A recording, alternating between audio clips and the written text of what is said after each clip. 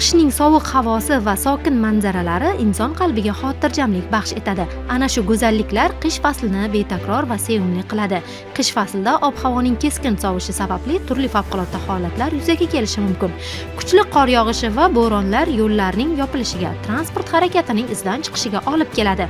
Qattiq sovuqda elektr tarmoqlari uzilishi, gaz quvurlarida nosozliklar yuz berishi mumkin va shu bilan birgalikda ayrim hududlarda qor ko'chkisi va tomlarda qor qulash holatlari ham uchraydi. Bu esa albatta inson salomatligi uchun xavf tug'diradi. Shu sababli qishda ehtiyot choralariga amal qilish juda muhimdir.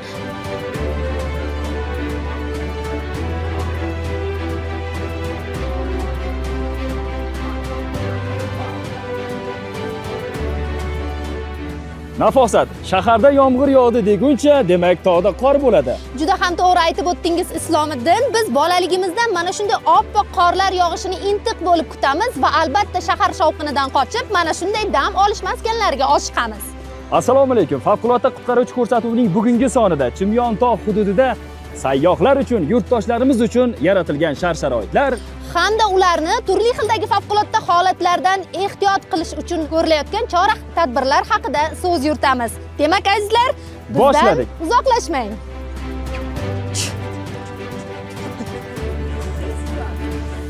Qanaqa qilib yuring?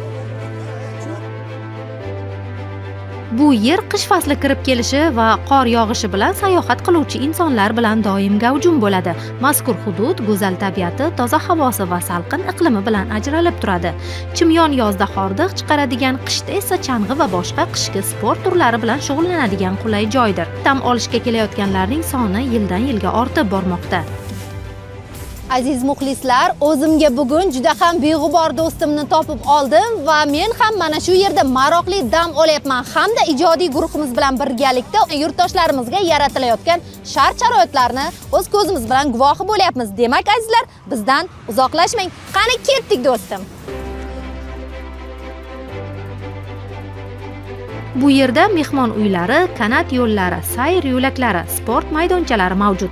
Dam olishga kelayotgan insonlarni mazmunli hordiq chiqarishi bilan bir qatorda albatta ularning salomatligi va xavfsizligini ta'minlash birinchi o'rinda turadi. Bu borada Favqulodda vaziyatlar vazirligi Toshkent viloyati bo'limi tomonidan doim amaliy ishlar qilib kelinmoqda.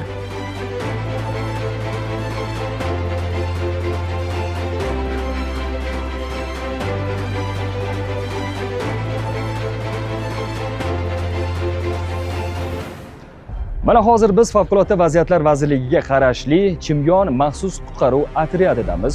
Ushbu otryad sayyohlarning mazmunli hordiq chiqarishlari uchun va sodir bo'lishi mumkin bo'lgan holatlarning oldini olish uchun barcha texnika va uskunalar bilan ta'minlangan.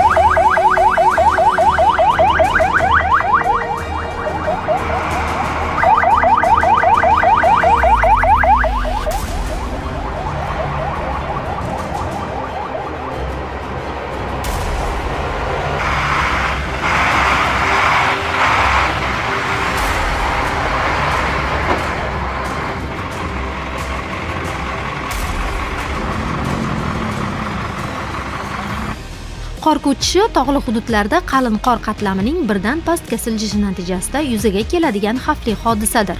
U asosan kuchli qor yog'ishi, haroratning keskin o'zgarishi yoki yer qimirlashi sababli sodir bo'ladi. Shuning uchun tog'li hududlarda qishda ehtiyot choralariga amal qilish, ogohlantirish belgilariga rioya qilish va xavfli joylarga yaqinlashmaslik muhim hisoblanadi. Siz tasvirlarda ko'rayotgan mazkur kadrlar Toshkent viloyatining Bo'stonliq tumanidagi Chimyon dam olish maskani bo'lib, u Chotqol tog' tizmasida joylashgan mashhur sayyohlik obyektidir. Favqulodda vaziyatlar vazirligining Chimyon maxsus qutqaruv otryadi xodimlari hozir mavsumiy Chimyon dam olish maskanida mavsumiy shtablar tashkillashtirganmiz. Bizni shtabimizni mana ko'rib turibsizlar, maxsus texnikalarimiz bor. Bizda asosiy bu yerda vazifamiz o'sha dam olishga kelgan fuqarolarning xavfsizligini ta'minlash. Ularda qanaqadir bir favqulodda bir vaziyat bo'lganda, ular to'g'risida bizga xabar kelib tushganda, ularga borib birinchi yordam ko'rsatish. Buning uchun bizda kun-tun navbatchilik xizmati olib boriladi. Fuqarolarimiz kelishiga qarab biz qutqaruvchilarimizni jalb qilamiz. Bir kunga 20 tadan 40 tagacha qutqaruvchi qo'yiladi. Ularni qo'yishimizdan maqsad hozir ko'rib turganlaringizda Chimyon dam olish maskanida Polan trassa, Osmarqon yo'li, Chang'i trassalari bor. Bunga biz taqsimlab qo'yamiz. Maqsad kelgan dam oluvchi fuqarolarimiz xavfsizligini ta'minlash. Bu qanaqadir favqulodda vaziyat bo'lganda shu xodimlarimiz bizga shtabga xabar beriladi. Bu yerda birdaniga qutqaruvchilarimiz maxsus texnika bilan chiqib ketib, birinchi yordam ko'rsatib, olib tushiriladi. Ko'rib turganingizda asl kamazimiz bor, hamda foton pikapimiz bor. Yana qorda yuruvchi sinigohot bor. Bu qorda harakatlanuvchi texnikamiz. Hamda maxsus akiyamiz bilan lejniklarimiz olib tushadi. Akiyamiz bor. Bunda lejada baland tog'da qolib ketgan fuqarolarni pastga olib tushish uchun mo'ljallangan.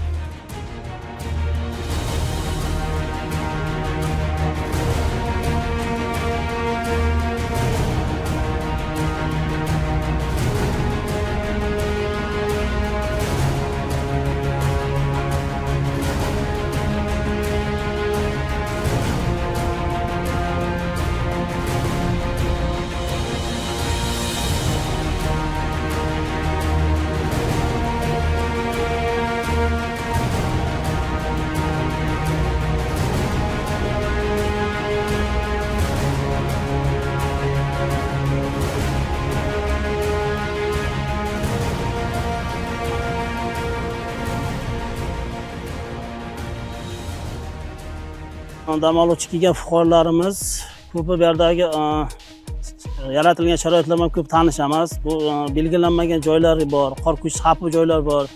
Shunga chiqib ketmasligi uchun qor ko'chish tablichkalari o'rnatilgan. Asosan belgilanmagan joyga mumkin emas. Bu yerda bizning xodimlarimiz biriktirilgan, shu xodimlarimiz bergan ko'rsatmasiga asosan amal qilishini so'rab qolardik. Chunki buni so'rashimizdan sabab kelgan fuqarolarimiz ko'pi o'zi bilmagan holda sirpanib yiqilishlar bo'ladi, yengil tan jarohati olishi bo'ladi. Bu o'zining ehtiyojlikdan kelib, favqulodda vaziyatlar vazirligi tegishli tashkilot bilan hamkorlikda ish olib boramiz. Bu tez tibbiy yordam xodimlari, Milliy gvardiya xodimlari, Ichki ishlar vazirligi xodimlari hamkorlikda birga ish olib borib, shunaqa holatlar oldini olishga harakat qilamiz. Ularga ko'p dam oluvchi fuqarolarimiz o'zining farzandlari bilan keladi, yosh bola qarovsiz qoldiradi, keladidan o'zlari damab ovora bo'lmaydi. Yosh bolalarimiz ota-onasini yo'qotib qo'yadi, unaqa holatlar ham bo'ladi. Keladigan dam oluvchi fuqarolarimizni iltimos qilardik, birga kelgan farzandlarini nazoratsiz qoldirmasligiga. Siz ko'rib turgan ushbu kvadrotsiklni boshqarish juda ham osonga o'xshab ko'rinadi, lekin mutaxassislarning ko'rsatmasi va belgilangan hududlarda boshqarish kerak bo'ladi. Nima ham derdik? Albatta, zavqli. Hamma yoqda belgilab qo'ygan joylar bor. Qayerdadir balon uchadigan joy, kvadrotsikl uchadigan joy, otlar uchadigan joy, lija uchadigan joylarni hammasini belgilab qo'yganmiz. Hamma yoqda yozuv, chizuv hammasini qilinganmiz. Dam oluvchilar, yurtdoshlarimiz hammasi shu yerga keladi dam olishga. Bizga tadbirkorlardan asosiy talab qiladigan narsa mana shularni nazorat qilish, sharoitlar yaratib berish. Bizga hamkorlikda favqulodda vaziyat xodimlari, turizm, Milliy gvardiya shu xodimlardan jalb qilinib, mavsumni birga o'tkazamiz. Kelgan odamlar hammasi xursand, yaxshi kayfiyatlar bilan maroqli dam olib ketyapti. Kelgan dam oluvchilar o'zlari shu narsaga rioya qilinsa, hech qanaqa ko'ngilsizlik voqealar yuz bermaydi. Qishda Chimyonda dam olish juda maroqli albatta. Turli shovqindan uzoq, sokin muhit, ayniqsa ta'til kunlari dam olib, yanada ko'proq kuch yig'ish uchun ayni muddao hisoblanadi. Tabiatni sevgan kishi tabiiyki bundan miriqib hordiq oladi. Bu yerga kelayotgan mahalliy va xorijiy sayyohlarga har tomonlama qulayliklarni yaratish va xavfsiz turizmni to'g'ri tashkil qilish maqsadida turli tashkilot va idora vakillari bilan hamkorlikda samarali ishlar olib boriladi.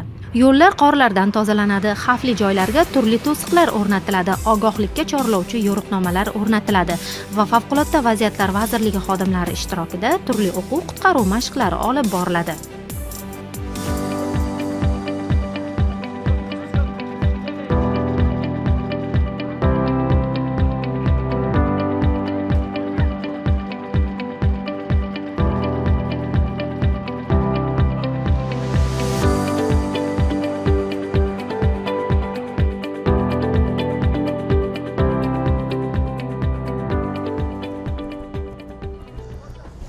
Yordam! Yordam beringlar! Kim bor? Yordam! Yiqilib ketdim mana shu yerda. Nima bo'ldi aka sizga? Mana shu yerda yiqilib ketdim. Oyog'imni ko'tara olmayapman. Yura olasizmi? Harakat qilib turaylik-chi. Men turinchi aka. Yo'q, bo'lmaydi. Oyog'im og'riyapti tizam. Yordam Markaz aloqada boshqa. adashib qolgan fuqaro topildi. Oyog'i jabrlangan menimcha. Latiga menga yordam kuchi jo'natishingizni so'rayman. Hozir birisi tushunadi. Qo'shimcha kuch boradi sizga maxsus xizmat. Tushunarli.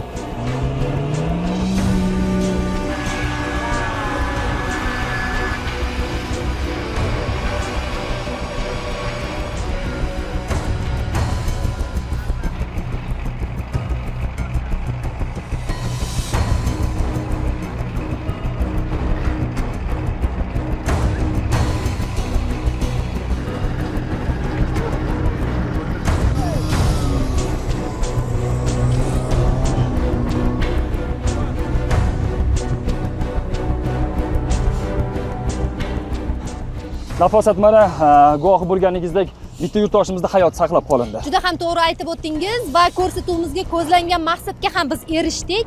Xavfsiz holatda ular hozir mana pastga eson-omon yetib boryaptilar. Shunday ekan, hurmatli sayohatchilar, hurmatli Chimyon hududlariga, ya'ni tog' hududlariga tashrif buyuruvchi mehmonlar, mana shunday texnika xavfsizlik qoidalariga amal qilasiz degan umiddamiz. Demak, kelganingizdagi kayfiyatlar a'lo darajada bo'lib ketishi kerak.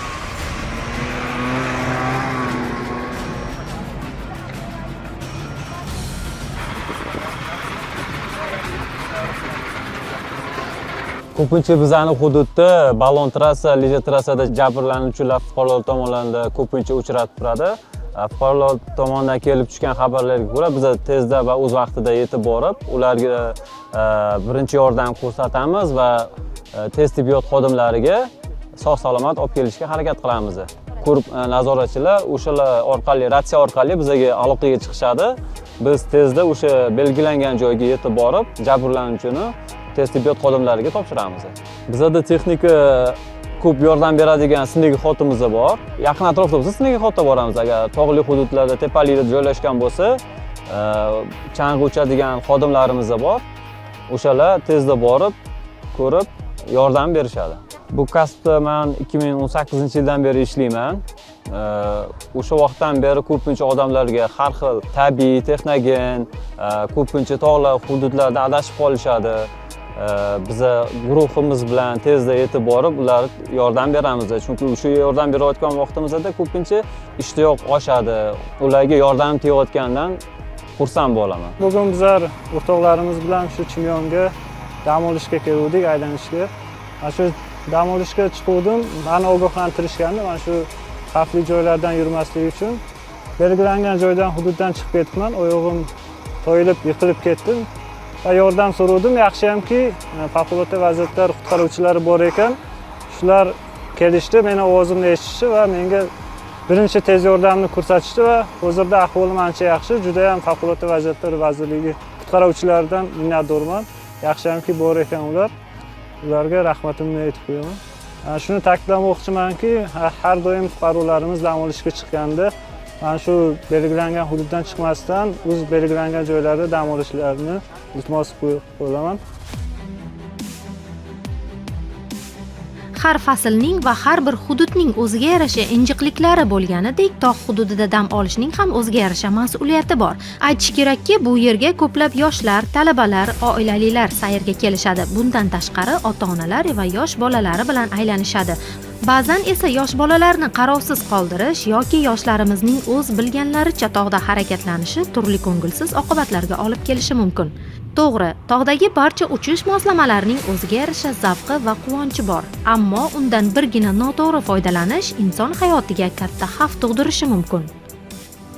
Biz bugun oilaviy dam olishga keldik. Farzandlarimizni olib yaxshi dam olyapmiz. Qorlar yog'ib, mana hammamizga a'lo kayfiyat ulashmoqda. Bolalarni ham befarq qoldirish kerak emas. Biz o'zimiz olib uchib o'ynatyapmiz. Hammamiz a'lo kayfiyatda yaxshi dam olyapmiz.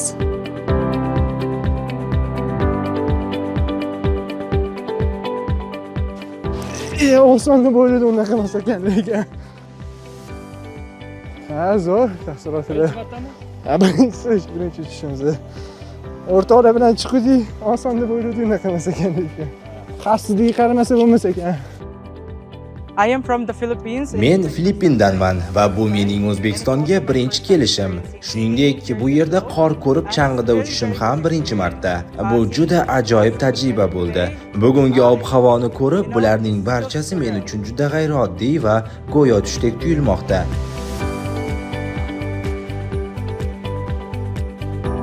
Xulosa o'rnida aytish kerakki, har bir inson qayerga va qay tarzda sayohatga chiqishdan qat'iy nazar doim e'tiborli bo'lishi va tegishli tashkilot organlari xodimlarining ko'rsatmalariga amal qilishi lozim.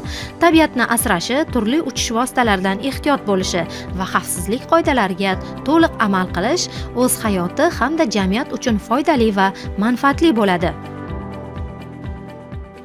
Aziz teletomoshabin do'stlar, 1000 marta eshitgandan ko'ra 1 marta kelib his qilib ko'rgan ma'qul.